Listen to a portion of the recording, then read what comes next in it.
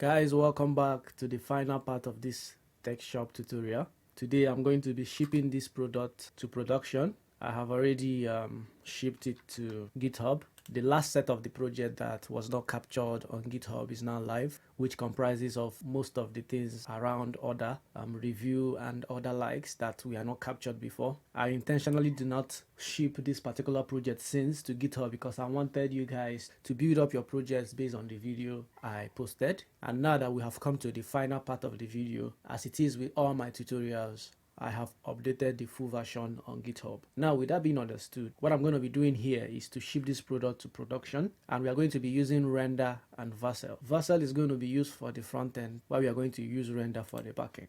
So let me quickly do npm run build so we can build up our front end for production. Okay, that's cool. Now we have built up our front end for production. Now let's come back here. Like I said, this is the project here, and we have one branch, which is the main, right? Good. What I'm going to be doing is to ship this particular product with Vercel. We can first of all deal with the front end. Since the front end is being handled by Vercel, we can deal with that as app. Once we deal with that, then we will ship the backend. To ship product with Vercel is quite simple. If you have watched my previous videos on how to ship application, I think I made a video on how to ship Django application to Vercel, but I realized that Vercel is more suitable for front-end applications because of their lack of support for database. I don't know if they have started having support for that. That was the reason why I said, let me ship this product front-end only to Vercel. Then we'll use render to handle the backend. And everything we are going to be doing is going to be free. You can see it live and direct working. To ship the project, these are the two projects I have here. So I'm going to add a new project, and I already have my Git repositories imported here. So I'm going to import this one. Yeah, we can still leave the name as tech shop. I was really expecting it to look at the so let's select Vite. So we'll select Vite, and for this one we have to actually select this front end because we have two projects there, the back end and the front end. That's why I have to select the root directory that I want it to work with, and that's what I have done. So I can go ahead and click deploy. Let's see if it will deploy the front end for us. While this is going on, let's quickly open up render. Good, our project is actually live, you see. Now you can see we are having request failed with status code 404. There are some things I might have to add to this project, like our env files to handle the API for our Stripe and our front-end URL. So I'm going to be making some changes that will actually handle that for us, because once we host our backend, then we'll get the URL for the backend. Let's quickly log into render. Render is very easy to set up as well, and I'm going to be showing you how easy it is. So let me go to my dashboard here. I think it's already signed me in. Okay, so let's sign in using GitHub.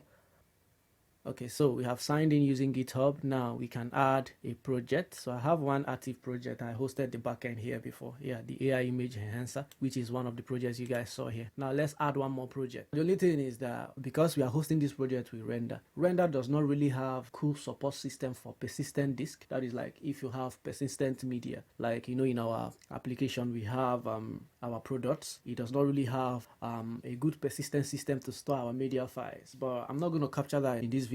But if I see enough comments for me to make a video how to handle the persistent files, like the media files, I will show you guys how to use another web service platform, a cloud platform that can store your persistent files separately while you leave render to handle your other files like your database storage and all that. I can make that video handling the persistent file. What I noticed with render is their persistent disk is not really reliable. So whenever you want to store persistent files, you keep on having issues. You have to do a whole lot of manipulations. I have done some that have worked for like a week. After a week, the persistent files will be lost. I will now have to re-upload. But there are other web services that offer a very good support for persistent files that you can store on their platform. Let's quickly upload our web service. It's not a static site. We are uploading a web service, and let's go to. I thought it would have shown me some of the files here. Okay, since it's not showing, let's copy this and let's put it here. Let's connect to it. Let's call it tech shop backend. Good. Now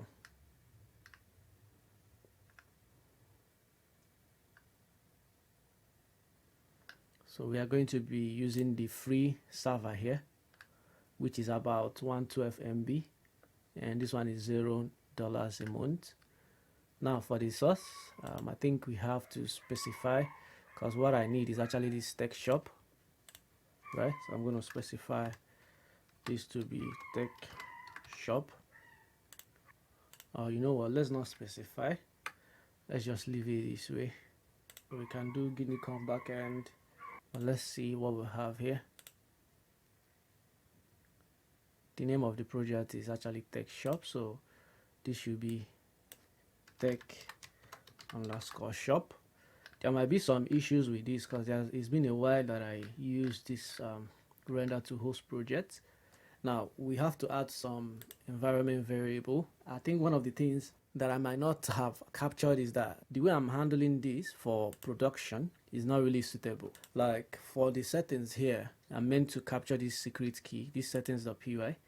I'm meant to capture it inside the environment variable, which I have not captured, which is bad. So if you're really handling your own, I want you to change this to a secret key. I was meant to show you guys that, but I'm going to handle the secret key for the Stripe secret key. This one is important, so let's just create Stripe secret key environment variable. Now for the variable inside, I'm going to put the secret key here off camera. I'm not going to show you guys this part of the video. Okay, now we can go ahead and deploy this web service.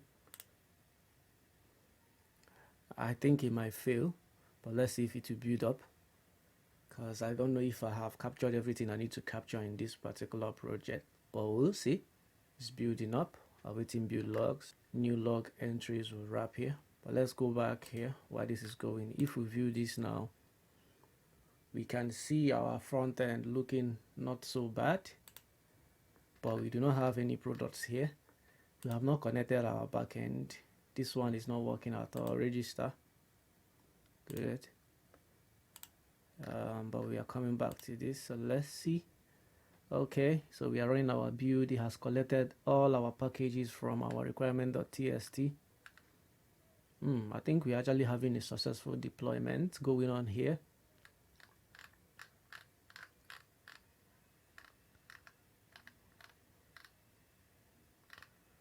Okay, so another thing that we are going to do is you might have to make support for a different database system here, because I don't think render has SQLite, so I'm going to be changing the database to be Postgres. I think I should have even done that, but let's hold on and run our migration. Okay, so I think we might be having some issues. Our deploy has failed, so I have to quickly cross check and know. I think it has to do with the guinea corn. I'm meant to do something with this guinea corn that I have not done, so I'm going to come back to it. Let me quickly cross check and see what I need to capture, then we'll deal with that. Okay guys, there are some things we have to do changes to, so we are going to first of all reference a project I hosted with render. Just make some of the changes we need to make to this our project to capture the necessary configuration we need. Now if you look at the requirement.txt here, I have Gunicon. Come back to our project. In our backend here, we will do pip install Gunicon. While this is installing, we'll come back. We also have to install white noise because of the media static files, so that we can handle that properly. Okay, we'll come back again. Pip install white noise. Good, let's close this down. Now I think what I have to do is, since this project comprises of two separate folders, I'm going to move this into text shop, right, so that it will be inside there. Right now let's clear out this, then I will cd. Okay, I've already cd'd into text shop, so I'm going to do pip freeze, then do requirements.txt so that I can modify our txt and capture the white noise here and the guinea corn that we installed. Now if we come back, let's cross check and see if there's any other thing we have to install that I have not installed yet. Okay, I think that's all for now, but let's come back to our settings. There are some things that I might have to do. I did not even collect static file, so I might have to collect static file. Okay, so if we come to the backend here, let's reference some things. Now let's even come back here.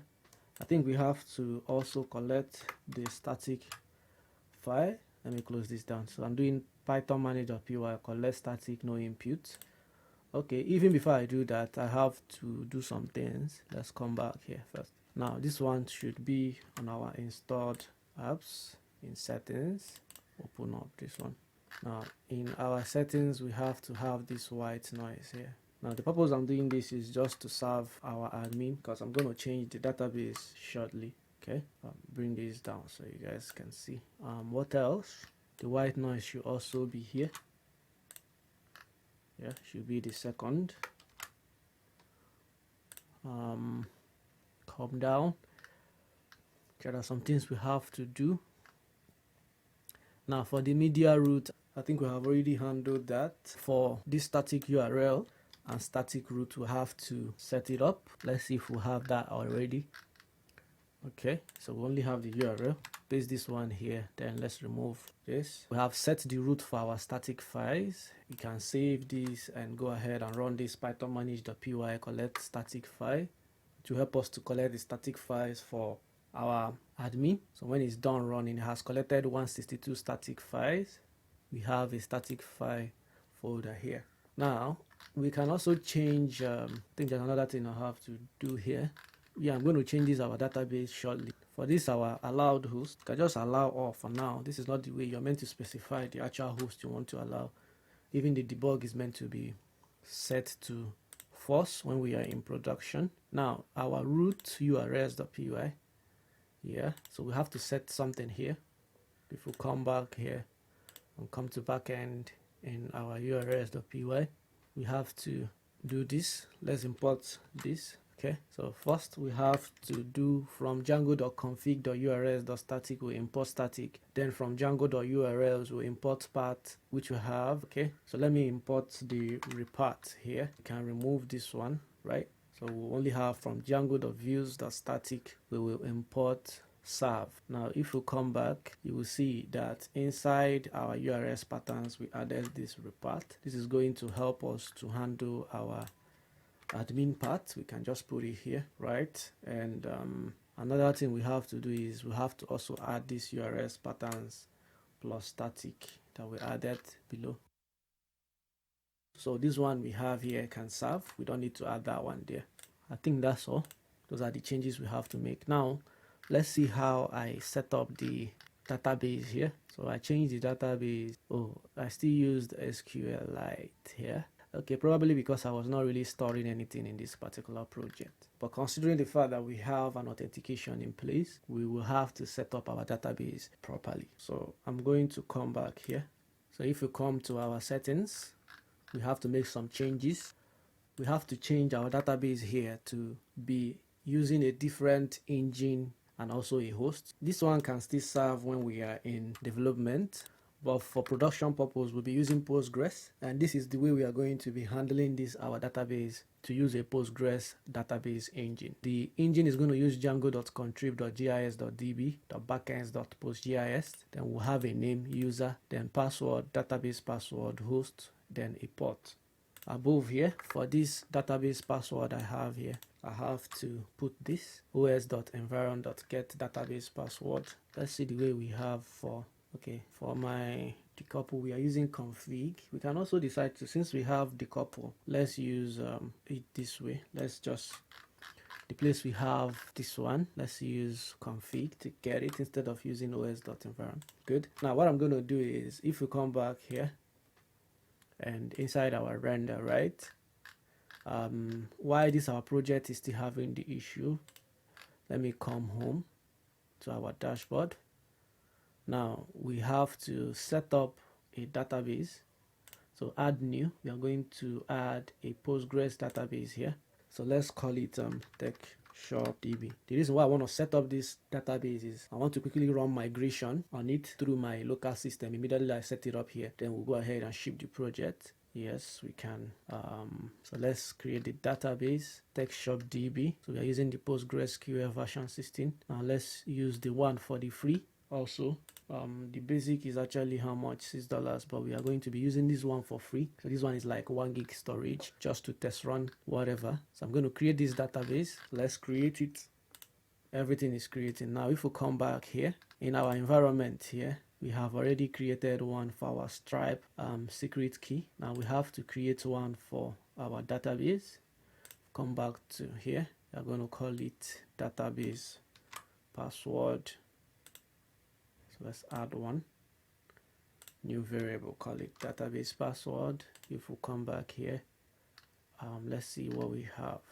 If you come down, so you see the host name, you see the port is 45432, database is TextShop, then the username is this. Now we can copy this password and we put the password here.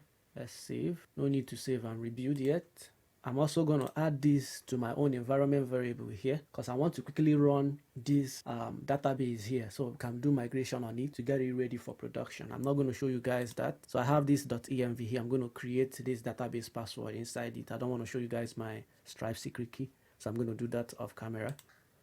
Okay, so I have added that. Another thing we need to add, we have to add our database name. So if you come back here, you will see we have a name for our database. So the name is this, TextShop_DB. That's the name of our database. Come back here, put it there. So for the username, let's also come back and copy the username we have here.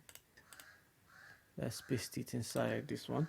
Now let's also get the host. That is the host. So this is the host name. This is where we're going to put it. Good. So these are the information we need. Now this particular database is going to connect. If I want to try it out, the first thing I have to do now to quickly set it up for production, since we have set it up already, is clear this out. We'll do python manage.py. Let's make migrations first. Good. Config is not defined. I think I know the purpose for that. We have to carry this. Let's import it above. Good. Save. Let's clear this. Run again. Oops. Let's run migration again. Okay, so we have to install this. When you're making use of Postgres, you have to use scop. So we also need to install scop. We have to do pip install scop2. So let me quickly also add this to our requirement.txt before we continue, so we can try to make the migration again. Okay, it's saying no changes detected. I think there is something I need to do for this. Our host name is not really detected properly. For this host to work, this one is the one that is used internally when we host the project. But since we are trying to externally do some migration on this database, we have to get the full host name from render, right? So what I have to do is to copy this, cut it, and put it together with this one so that you can know what host name that is. Now let's try to clear this out and run the make migration again. Okay, so we have to remove this TextShop_DB. Let's leave it this way. Save. Let me clear and run migration again. Okay, so no changes detected. We are making progress. Now we can set up the migrate that will help us to create the different tables we created in our database. It will take a while. Just be patient. Okay, the migrate has finished working. Let's clear this out. The next thing we have to do is to create a super user for our production. You know, the one we created before that we've been using is the one we did locally. Now we are using an external database. So I'm just doing everything locally so that when we ship to production, we can work with that. So I'm going to do python manage.py, create super user. Let's call it admin at admin.com. You can just use a simple password. It's not really, you can use more secure password when you're handling yours if you actually want to handle a strong production. You know, I'm just showing you guys how this is done. It's not really like this project is standing out for anything. So now we have created our super user. We have collected our static files. We have gone ahead to add our database here. Now the thing I can do is I want you to take note what I did here to actually use this database locally. For it to work locally, I had to add Oregon, which is the host location of this particular database, then -postgres.render.com. I got it from the external URL here, right? Once I did that, the database was able to work, which I have my database password in my .env that is git ignored.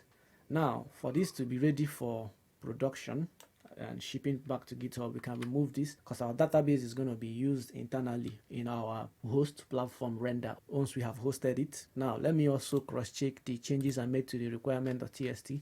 There are some things we installed. We installed psycop2, then we also installed white noise. We installed, what else did we install? We installed guineacon. That's going to help us. And we made some changes to the settings, like adding the white noise middleware here, so that it helps us to serve our static files. Then we also have the white noise _ no static. Then I changed the allowed host to all. This particular secret key, this is not the right way to handle it, to be honest. I can change it. Let me capture that. In my environment variable, I'm going to add the secret key. I'm not going to show you guys. Let me copy this one out and S it out, and also do config. Since we have the couple inside the config, I will add it as Django secret key.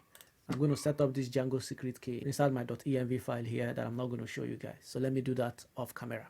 Okay, I have added the secret key to my .env file. Another thing we have to change is the course headers allow origin for our backend URL.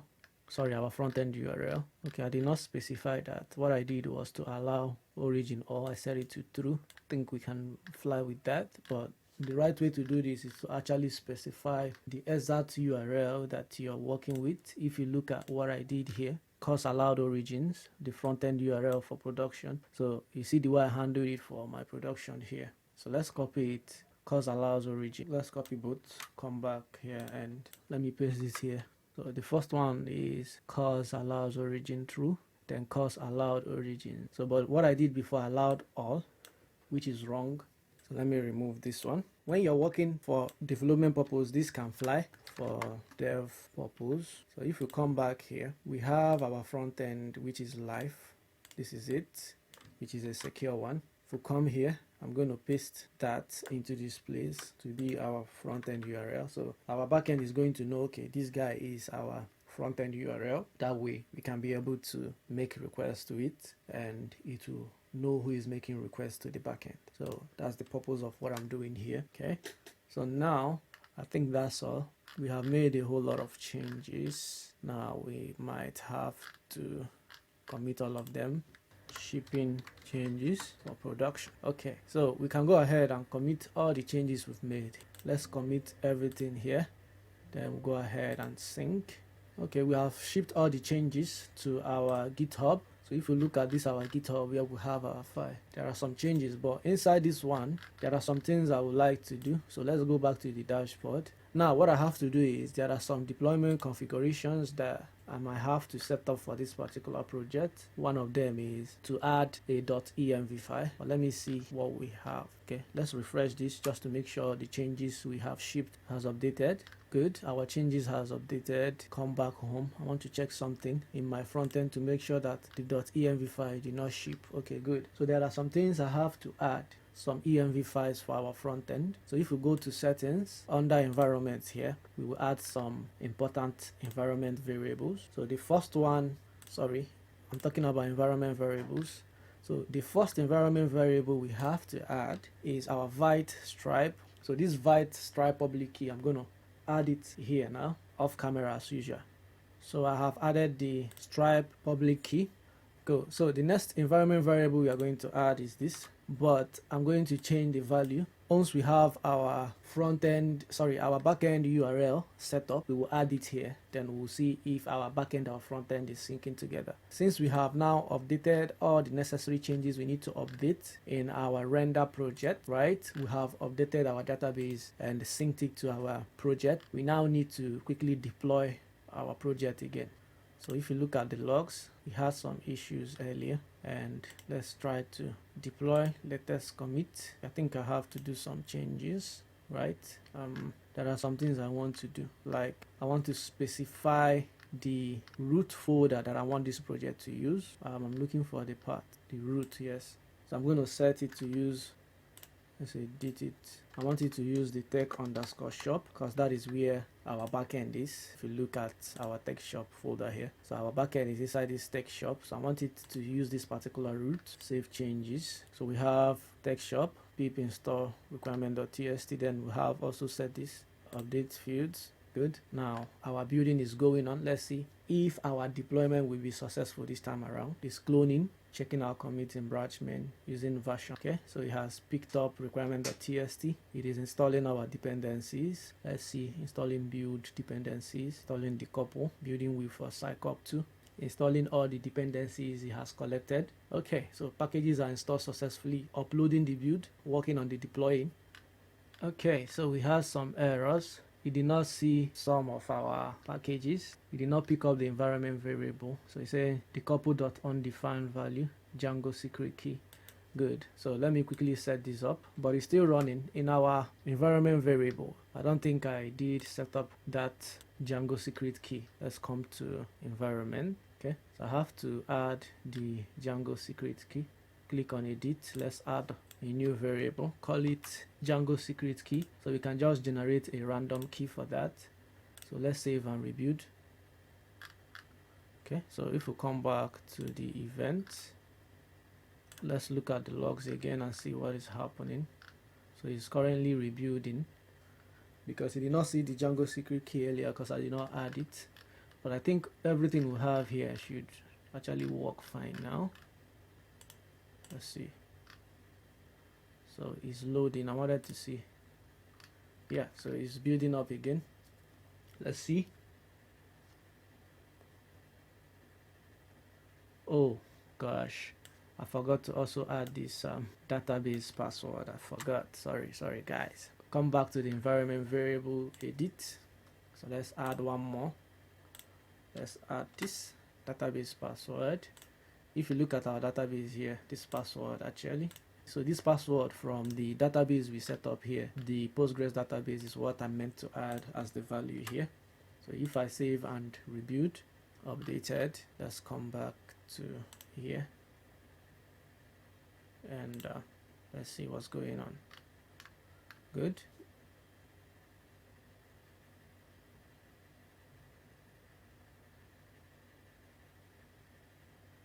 Okay, your service is live. Congratulations guys, we did it. This particular project is now live. We have a backend that is live. So to actually see if this project is live, let's view. If you come here now, if you see, this is our API route, right? Authentication details we are not provided. So if I wanted to access, like I think we have API slash, let's come back to our project and see the URLs what we have. So let's say we want to access this API user slash register now. Yeah, let's access. Good. So we can access, we can do registration, but let's quickly copy this and update it for our front end so that our front end will know this is now the configuration for our Vite API URL. So for the front end now, this is what we are going to be using. We're going to be using techshop-backend.onrender.com. So if we save this now, we have added the variable. So let's look at logs and see.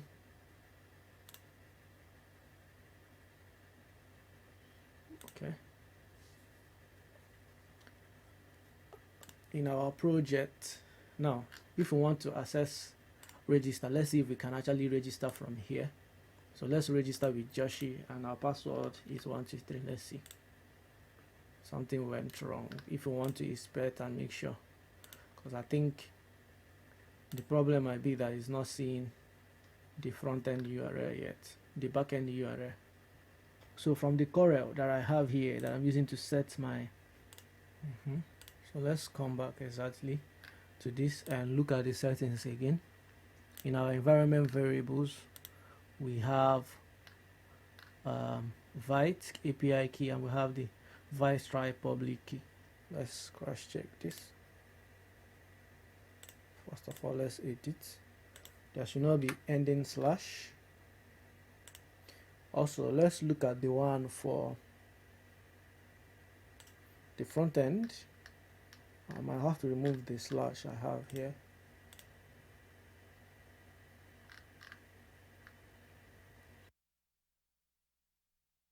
see the way I handle it here, there's no slash, so there should be no slash for the one we have here. So let's remove this slash and commit removed from Frontend URL. Let's commit. So while that is going on, you can look at our deployment. This is rebuilding, and let's look at also render itself and see what's going on since we have made some redeploy changes. So if we look at, so what I'm going to do is to let's quickly deploy the latest commit, the one that had to do with removing the slash from the front end URL for the front end, sorry, for the back end. I think the front end is done, right? So it's ready. If you view the text shop again, okay, can close this. Let's allow this one to quickly set up. Okay, so this is now live, right? And this is live. Let's open up this one. I want to be looking at this log to see if it's going to see the request we are going to make to this register now. So let's try and put Joshi and see. Registration successful. Please log in. So you can see when we made the request, it is showing here texture, blah blah blah stuff. You can see we are making that request. Good. So if I want to log in now, I can log in with this particular one. Log in 1 2 3. Boom. Our dashboard is not showing. Something is definitely wrong. Oops. Okay, but let's inspect something. I want to check something, but at least we are now having a connection to the backend. That's the most important thing first. So if we come back home, let's see. But you can see it's showing logout here. That means it is actually saying our, yeah, so our access token and everything is storing. Forget the fact that I exposed all of this thing here, but it's because it's a production project. Network error. Something is wrong that is making this thing to be returning 404. There is still something definitely wrong. Okay, so if we come back here, I might have to look at the way we are handling some things in the front end. Like let's come, once we log in, let's look at our login in our auth access. What happens? So when you log in, right, it stores these things inside. Okay, so we have this token.js that is storing this, our access token and refresh token locally. What I'm going to do is for this one where we have this, let's come to our admin first, since we have already created a super user. Let's see what we have in the admin. For the admin, let's quickly add some products to the admin first, right? We have let's see, users. So we have the admin and the Joshi guy that we just set up, and in our products there's no product at all, so we can just add Akai, put it as 1-200. So we have about 15 quantity inside. Okay, so let's save this up here. Good, we now have product. I want to see something first. So the product is showing here. Good, but something is wrong in this our DB that is making it to fail and causing an error for us, and that is what I am trying to figure out. So I think the way we are making this request is a problem. Yeah, you can see what we have here. This is actually wrong. I don't know why I had to do all these mistakes. So if you look at our front end, probably because I was just building this project in a way I shouldn't have, just because it's a development project to show you guys how things are done. So I have figured out where this error is coming from. Actually, it's coming from, if you look at our components, the place we have this, our dashboard here, there is a way we are making this request. This is actually very wrong, right? Since we have the front-end URL set up, right, inside our API, what I have to do is, let's look at, come here, let's look at our URLs first. In our URLs for the dashboard, yeah, okay, I don't know the configuration of what I did. Let's leave it the way it is, but let's make the changes here. So instead of doing it this way, if you look at what I did here, I did api.get. So this is also the exact same way I have to access it. Instead of specifying this here, we have to edit this, and it has to be dashboard, right, the way we specified that. There's no API for this one, slash, just do is api.get/dashboard, then we can close it. I think we closed it here. Good. So if we save this now, this is going to rebuild made. Okay, but before we commit this, I just want to make sure I have handled it correctly. Good, it's perfect the way I've handled it. Made changes to the DB URL in dashboard. Guys, please, when you're building APIs, I think in the next project I have to capture that. Make sure that your APIs, you handle them properly. The way I handle this API, I think it was because of I was trying to be so fast. This was not meant to be the actual way. It's meant to have this API. In fact, it's even meant to capture version and all that. It's not meant to be separate from these ones. It has to have this API attached to it, including this one for products, but I don't really know why I skipped that for all this. But because I don't want to cause any problem, that's why we have to let it slide for now, okay? But it's okay. What we have there can fly. I believe with the correction, we should be good to go now. Let's close this.